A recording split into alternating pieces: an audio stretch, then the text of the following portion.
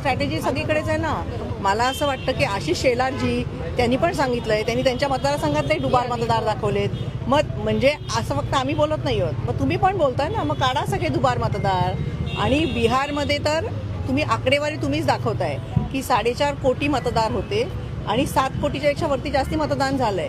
मग हे वरचे मतदान कुठून आले? आणि आपण सगळे बघतो की मुंबईतनं महाराष्ट्रातनं ट्रेन भरभरून लोक गेली, त्यांनी तिथे मतदान केलं, आता इथे महाराष्ट्रात मतदान करतील. म्हणजे आपल्याकडे निवडणूक आयोग तर काय बोलायचंच नाही, पण मला सुप्रीम कोर्टाला पण प्रश्न विचारायचा आहे की तुमचे डोळे उघडे आहेत की नाही काय जे चाललंय. आणि सुमोमोटं करा ना तुम्ही. प्रत्येक वेळेला कोणतरी कोर्टात जात आहे. आता शिवसेना आणि राष्ट्रवादीची केस किती दिवस चालली आहे? 3 वर्ष तुम्ही पक्षाची केस लढताय आणि सुप्रीम कोर्ट एवढं बिझी आहे की त्यांना वेळच देत नाही.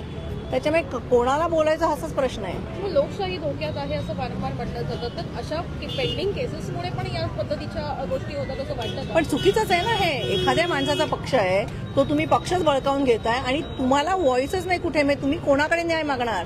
आपण न्यायदेवतेकडे बघतो आणि न्यायदेवता जर या एवढ्या इम्पॉर्टंट केसमध्ये जर एवढी बिझी असेल की आता जर जानेवारीची डेट लागली, मग तोपर्यंत इलेक्शन होऊन जातील. मग काय फरक पडतो अजून 3 वर्ष?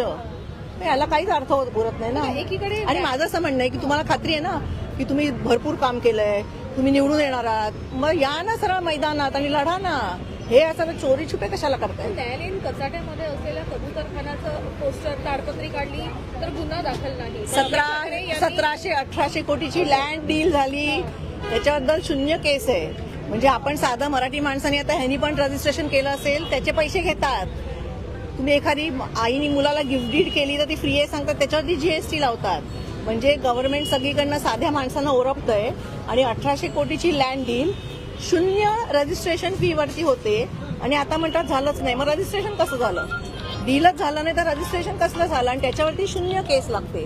हीच तर लोकशाही आहे ना आपली. मग मिलीभगत वाटते कारण सरकारचे महसूल मंत्री म्हणतात की आम्हाला याबद्दल काहीच कल्पना नाही. अजित पवारही म्हणतात की मला कल्पना नाही. पण असेल तर तुम्ही पेपर दिले ते जरा वाचा म्हणावं. थोडासा वेळ काढा आपल्या राजकीय कारकिर्दीतनं आणि तुम्ही ज्या केसेसचे पेपर दिलेले आहेत रजिस्ट्रेशनचे, जे अख्ख्या चॅनलवरती झळकलेले आहेत ते बघा, वाचा जरा. अमित ठाकरेंवर केस दाखल झालेली मला अभिमान आहे, खूप अभिमान आहे. मी पण वाट बघते माझ्या ठिकाणी पडेल.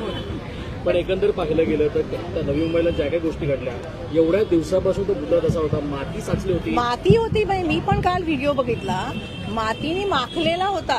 आपण तुम्हाला खरं सांगू का, ह्यांना निवडणुकीसाठी फक्त महाराज आठवतात.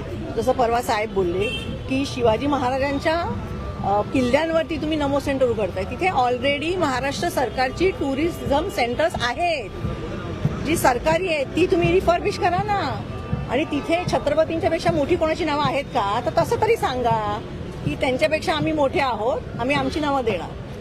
किल्ल्यांना हायजॅक करण्याचा प्रयत्न होतो. होऊ देणार नाही. हो, काही करतील ते, आम्ही होऊ देणार नाही. त्याच नवी मुंबईमध्ये गेल्या अनेक दिवसामध्ये मुख्यमंत्री असतील, उपमुख्यमंत्री असतील, त्यांचे दौरे देखील झाले. स्वतः पंतप्रधान देखील त्या ठिकाणी येऊन गेले. परंतु आपण आता विचार करायचा की त्यांच्या दृष्टीने महाराष्ट्राचे महाराज किती महत्वाचे, छत्रपती शिवाजी महाराजांना किती महत्व आहे हे आपल्याला ह्याच्यातनं कळतं ना. ते येऊन गेले पण इनॉग्रेशन करायला त्यांना वेळ नाही.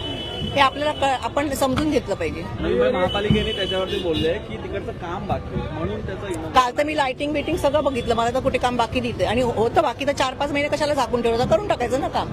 किती वेळ अमित ठाकरे यांनी थेट सांगितलेलं आहे की जर महाराजांवरचे केस असेल तर 1000 केसेस मी अंगावर घालतो. आम्ही पण घ्यायला तयार आहोत. मला अभिमान वाटतो एकदम. मी बोलली ना की आमच्या पोराचा मला अभिमान वाटतो. गडकिल्ले उपेक्षित आहेत महाराजांचे. साहेबांनी त्यांच्या पहिल्या ब्लू प्रिंटमध्ये सांगितलं होतं, कोणीही बोललं नव्हतं की छत्रपतींचा पुतळा समुद्रात बांधून हजारो कोटी खर्च करण्यापेक्षा महाराजांचे जे गडकिल्ले आहेत, जिथे स्वतः महाराजांचा पदस्पर्श झालाय, ते तुम्ही रिज्युमिनेट करा. आता आपल्या इकडचे मुंबईतलेच किल्ले बघा.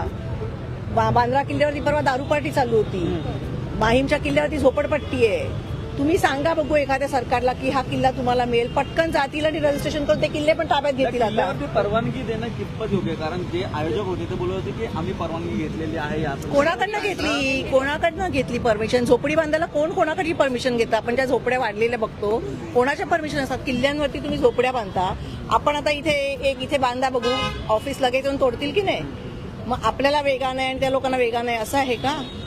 तर तसं सांगा. मग एकंदर आज अजून एक गोष्टी पाहिली गेली ती म्हणजे आदित्य ठाकरेंनी हे देखील ट्विट केलं की कुठे ना कुठे हे जे केस आहे ती चुकीची आहे आणि पाठराखण केली आणि त्यांना गर्व वाटतो की असं अमित ठाकरे यांनी करू नका. मग आम्हाला पण म्हणणं हे चांगलं आहे ना, भाऊ एकत्र लढतायत, चांगलं आहे. नवीन नवीन घडामोडी पाहण्यासाठी आजच आम्ही मुंबईकर 24 तासला लाईक करा, सबस्क्राईब करा आणि अपडेट रहा.